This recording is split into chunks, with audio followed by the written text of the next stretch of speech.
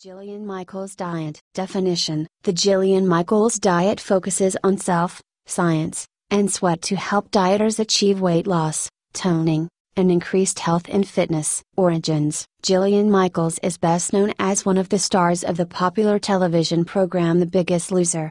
The Biggest Loser aired on NBC, and pitted two teams of significantly overweight individuals against each other to see who could lose the most weight. Jillian Michaels was the strength trainer and life coach for one of the teams of contestants. The strategies that she used to help her contestants lose weight are some of the techniques that inspired her diet and exercise program. In addition to being a television personality, Jillian Michaels is also the co-owner of the Sky Sport and Spa Fitness Club in Beverly Hills, California. She is certified by two programs that certify personal trainers, the National Exercise and Sports Trainers Association, and the American Fitness Association of America. She also has been doing martial arts since the age of 14, and is experienced in Muay Thai and Ikaruido, two forms of martial arts. She has achieved the status of black belt in Ikaruido. Michaels believes that she brings a special understanding of the needs of people struggling with their weight to her program because she has not always been fit herself. At one time she reports that she was 50 pounds overweight. She used her own experiences becoming fit and healthy to help her design a program that would help other people reach their weight and fitness goals. Description: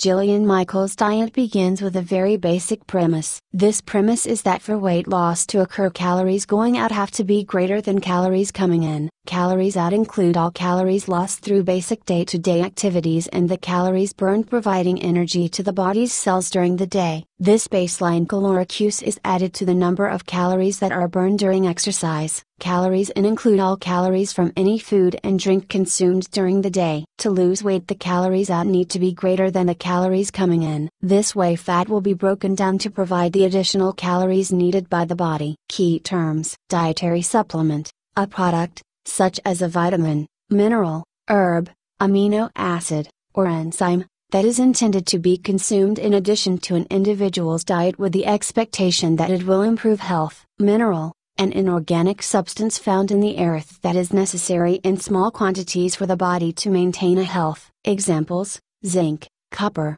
iron. Obese, more than 20% over the individual's ideal weight for their height and age, or having a body mass index, BMI, of 30 or greater. Vitamin, a nutrient that the body needs in small amounts to remain healthy but that the body cannot manufacture for itself and must acquire through diet. The diet can be customized to allow a dieter to determine how many calories should be consumed each day based on how many calories are being expended during the day generally, how many are being used through exercise, and what a person's specific weight loss goals are. A pound of fat is comprised of about 3,500 calories. That means that to lose a pound each week, a dieter would have to use up 3,500 more calories than are taken in that week. Spread evenly throughout the week. This means that each day 500 more calories should be used than are taken in. So if a dieter calculates that he or she is using 2,000 calories a day, that person should consume 1,500 each day to lose 1 pound per week. Jillian Michaels breaks her diet down into 3 parts: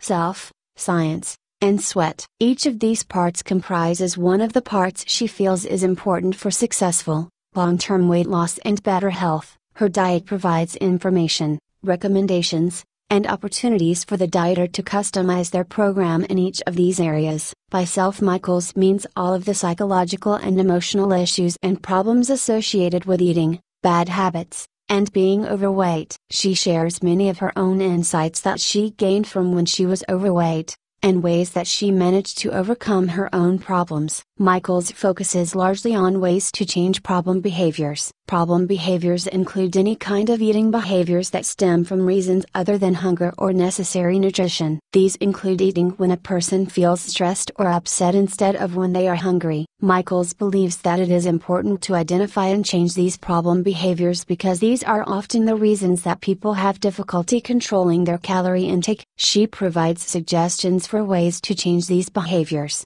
and offers alternative ways to deal with the underlying issues such as stress, She also deals with issues like the emotional aspects of being overweight. Throughout all of her diet and exercise program, she provides inspiration to help the dieter overcome any setbacks and find the inner force to keep going and meet their goals. Science means information about basic nutrition and how the body uses food and calories. Michaels believes that the reason many diets do not work for most people is that they are general, and not designed to meet the individual needs of the dieter. To this end, she believes that there are 3 different ways that people metabolize food, and that the diet cannot be successful unless it is specifically designed for the dieter's metabolic type. The 3 types she identifies are fast oxidizers, slow oxidizers, and balanced oxidizers. Michaels believes that dieters with different metabolic types need different combinations of fats, protein, and carbohydrate to make their meals the most efficient for that dieter. Fast oxidizers change the carbohydrates in their food to energy very quickly, and so tend to have spikes of blood sugar right after meals. Because of this, Michaels says that people who are fast oxidizers should eat meals that have higher levels of protein and fats, which are converted to energy more slowly, and lower amounts of carbohydrates, so that the energy levels are more stable during the periods after and between meals. Slow oxidizers are the opposite of fast oxidizers, and they have metabolisms that break down carbohydrates into energy very slowly. Michaels suggests that slow oxidizers should eat meals that contain large percentages of carbohydrates, and lower amounts of fats and proteins. Balanced oxidizers should eat balanced amounts of all 3, fats, proteins, and carbohydrates. This is because their metabolism converts food neither very quickly nor very slowly. Michaels provides a detailed quiz to determine what kind of metabolizer a dieter is so that menus can be customized effectively. Michaels believes in a balanced combination of cardiovascular exercises and strength training. She suggests exercising for 60 minutes a day,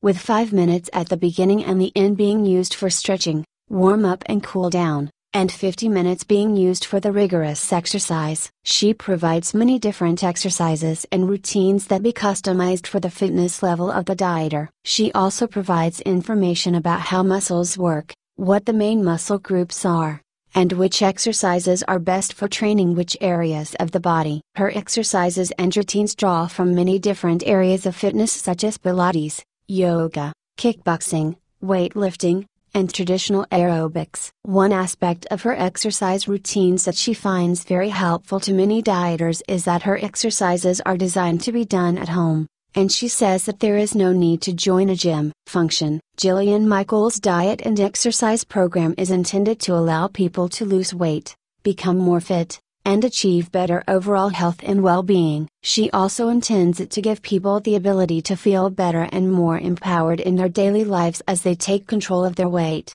appearance, and health. Benefits. There are many benefits to losing weight and being more fit. The benefits of weight loss can be very significant, and are even greater for people who are the most obese. People who are obese are at higher risk of diabetes, heart disease, and many other diseases and disorders. The risk and severity of these disorders is generally greater the more obese a person is. Weight loss, if achieved at a moderate pace through a healthy diet and regular exercise, can reduce the risk of these and many other obesity-related diseases. Increased exercise can also reduce the risk of cardiovascular and other diseases. Precautions. Anyone thinking of beginning a new diet and exercise regimen should consult a medical practitioner. Requirements of calories, fat, and nutrients can differ significantly from person to person, depending on gender, age, weight, and many other factors such as the presence of any disease or conditions. Pregnant or breastfeeding women should be especially cautious because deficiencies of vitamins or minerals. Questions to ask the doctor: is this diet the best diet to meet my goals? At what level of intensity is it appropriate for me to begin exercising? Does diet or exercise pose any special risk for me that I should be aware of? Would a multivitamin or other dietary supplement be appropriate for me if I were to begin this diet? Is this diet appropriate for my entire family? Is it safe for me to follow this diet over a long period of time? Are there any signs or symptoms that might indicate a problem while on this diet? Can have a significant negative impact on a baby. Exercising too strenuously can cause injury, and exercise should be started gradually until the dieter knows what level of intensity is appropriate. It is especially important with this diet to remember that the contestants on The Biggest Loser did work at many hours a day and adhere to strict diets, and that although they lost a lot of weight in a relatively short amount of time, this will not necessarily be the result for all dieters. Contestants on the show were closely monitored by physicians and other professionals, and had diet and exercise plans were specifically tailored to their dietary needs and level of fitness. Risks. With any diet or exercise plan there are some risks. It is often difficult to get enough of some vitamins and minerals when eating a limited diet. Anyone beginning a diet may want to consult their physician about whether taking a vitamin or supplement might help them reduce this risk. Injuries can occur during exercise, such as strained or sprained muscles, and proper warm-up and cool-down procedures should be followed to minimize these risks. It is often best to begin with light or moderate exercise and increase the intensity slowly over weeks or months to minimize the risk of serious injury that could occur if strenuous exercise is begun suddenly and the body is not sufficiently prepared. Research and general acceptance. Although this diet has not been studied specifically, limiting caloric intake, eating a diet low in fats and carbohydrates and high in vegetable and plant products is generally accepted as a healthy diet for most people. As of 2007, the U.S. Center for Disease Control recommended a minimum of 30 minutes per day of light to moderate exercise for healthy adults. Following Michael's fitness and exercise program would exceed these minimum recommendations.